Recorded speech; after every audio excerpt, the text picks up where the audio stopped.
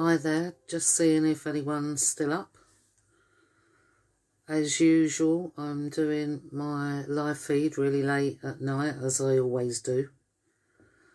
Hi Louise, hi Sally, Shah, Mark, Adams, hi everyone. Thank you for joining me. Just to say, last Saturday, the Yellow Vests, the SED, which is called the South East Division. Hi Sharon, hi everyone. And the DFLA, we met up in London at Trafalgar Square and we marched to Whitehall and we handed in a letter at 10 Downing Street. I was one of the people who handed it in with another two ladies. All you get is a security guard come out, take the letter off you, and that's it, take it in. Where it goes from there, who knows?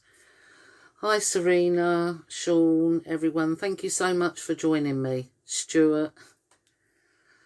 A lot of the Yellow Vests are in here tonight, so it's nice to have them in here. Such brave people, people I walk with. I've had a lot of people ask me what the letter contained that was handed in. Hi John from Mississippi, that's a long way. Thank you for joining me. So I've got quite a bit of the letter here, which I'm going to read to you, so you know what the letter that was handed in. Thank you, Serena. The letter said, protecting our children, protecting our city and protecting our future. Thank you, Charlene from Australia. That's amazing, amazing. Going around the world, phenomenal. Because I know what's happening here is happening in your countries as well. And it's to Mayor Khan. As a group of Londoners, we are greatly concerned for the welfare of our children, be that primary through knife crime, acts of terrorism or sexual exploitation. Children are our future, yet their future looks increasingly bleak due to the 3 or 4 mentioned issues. Now, isn't that true, that the children's future right now looks so bleak? Yes, we understand environmental and lifestyle factors impacting on our children's well-being, but in terms of a hierarchy of needs, immediate safety inevitably trumps future welfare concerns. And shouldn't it? Shouldn't the children be protected in the country they live in? It's not something we should have to ask. It's something that should be given, and it isn't. I know firsthand how bad it is here, and I wished I never.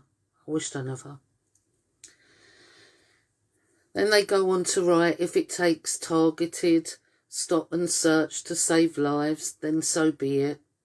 If it takes intelligence-based investigations which targets, I know, Andrew, I know they can wear you out. But this is what they want to do. Sorry for stopping everyone. But this is what they want to do, Andrew. They want to wear you out. That's the whole point. Close every angle, every door, get walls put in your face to wear you out. But you've got to keep going because that's their tactic.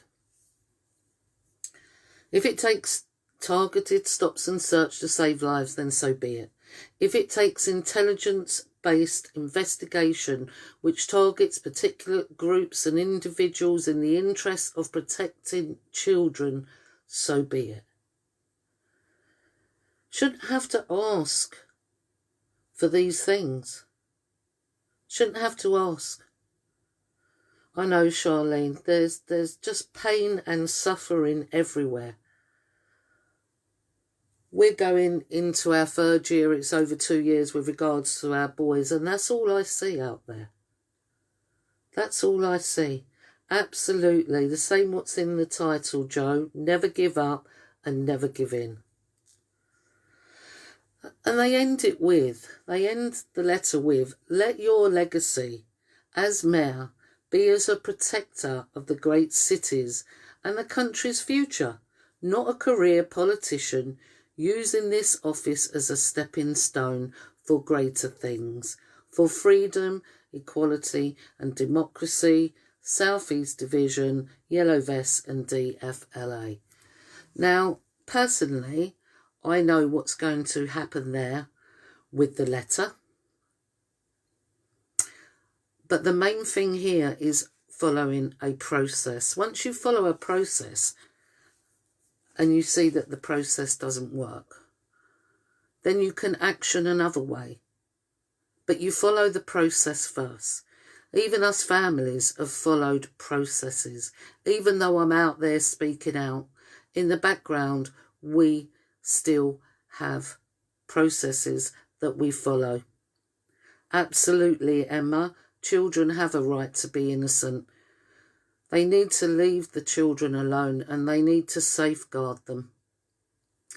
Going back to a letter that I read last week from the new MP in my area who I stood against, who is nothing but a weasel, and obviously a backhander MP. I read a part of his letter, but there was another bit I wanted. He writes, I cannot give you false assurances when previous investigations. There's been no investigations. There was not an investigation in the beginning with regards to our boys. That we can prove. Every bit of evidence the police had, we have. We have, and they know we have it. Ministerial representations on your behalf. Now, the ministerial representations, he's talking about the letter to the Attorney General on the 1st of August last year that never ever got responded to. 4 points for a retrial. And the support and oversight of senior leadership at the MPS, which is the Metropolitan Police Service. Support and oversight of senior leadership. The Deputy Commissioner was at the meeting when Nick heard, and it was following that meeting that the letter was sent to the Attorney General. So he was sitting there when the evidence was shown. He never ever responded to us again. We've never heard from him since.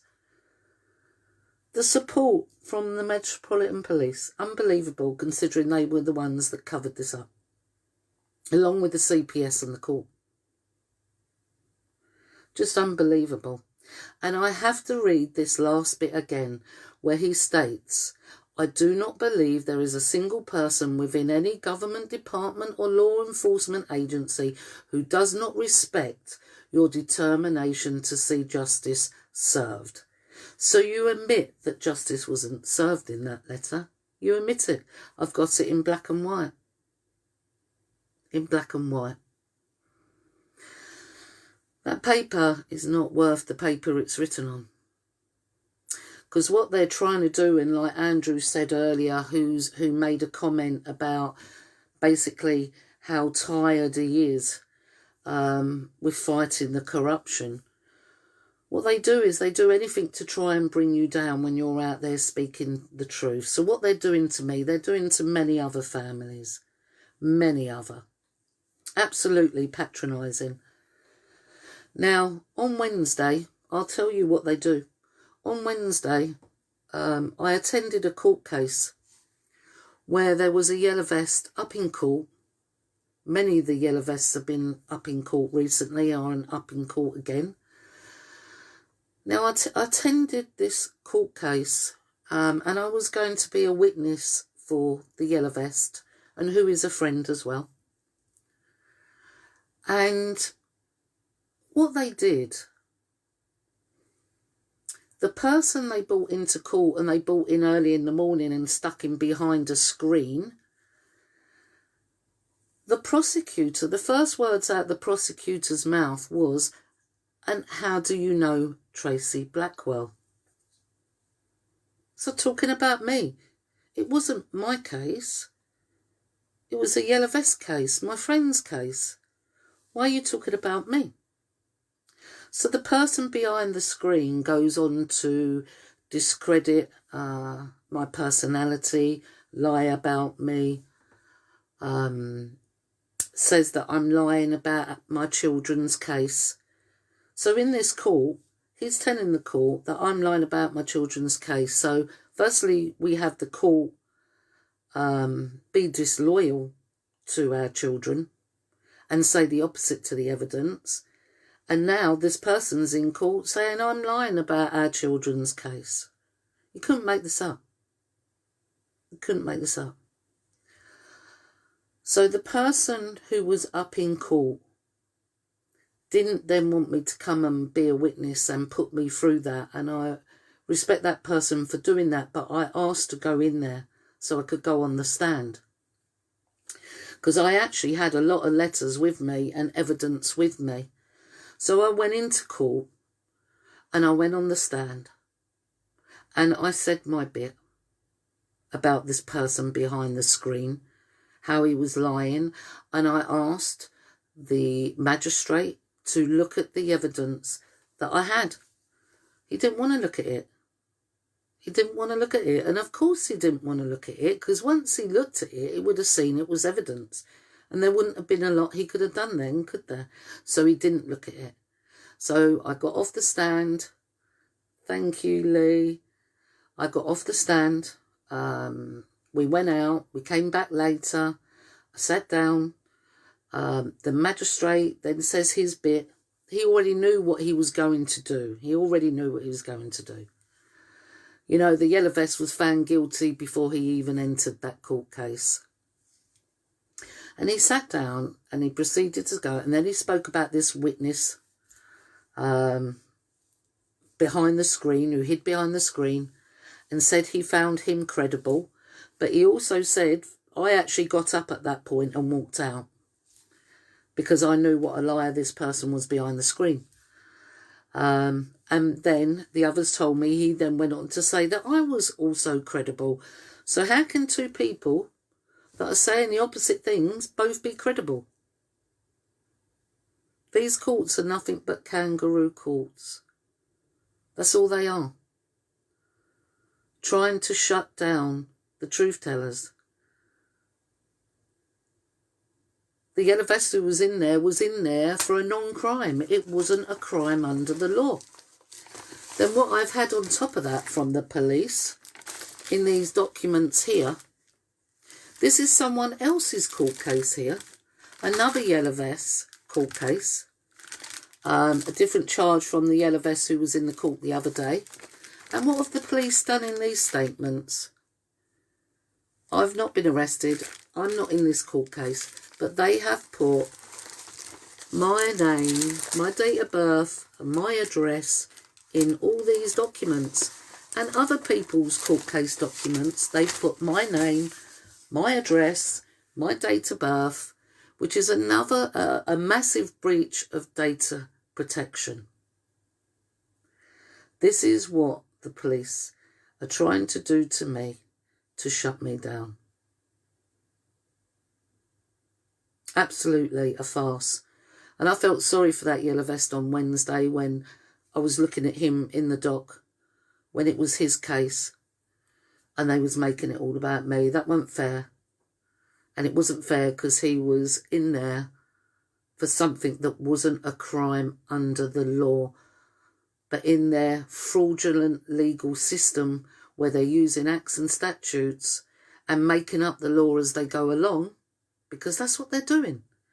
Now, as we all know, acts and statutes are only governed by consent. And if they force consent, that is not consent. And that is what they do. So these are some of the things that they're doing to me. Thank you, Peter. Thank you. I will stay strong because I'm brought up to defend. And us defenders of the people, the children and the country will defend to the end. And we will face our enemy. We won't be on our knees. We will face our enemy. No doubt the police are watching this, as well as the trolls and the agitators and the black ops. Hello to them. It's just continuous, and the corruption runs deep. We are oppressed people. That's what we are. And we have to stand up to that. And we have to stand up to brutes, tyrants, and everything that is happening towards us as people. Fear has two meanings. You can forget everything and just run, or you can face everything and rise. The choice is ours. No, he didn't. Oh, he did. He got convicted because his defence was provocation, but the magistrate turned round and said that provocation was taken out of the law, which it isn't a law, it's an act, last year, and you can only use provocation with regards to, murder. So yet again, changed it again. So you great people, take care. We won't stop no matter what. I won't stop, and they know it. So they just try and do other things to me instead. Other things as well that you're not aware of, that I won't give them any credibility and even speaking about them on a live feed. Never. So never surrender, everyone. Thank you for joining me so late in the night. We won't stop. We'll continue to fight for justice. And we shouldn't have to do that. It should be natural. Never surrender, everyone. Take care, and I will see you soon. Thank you for joining me.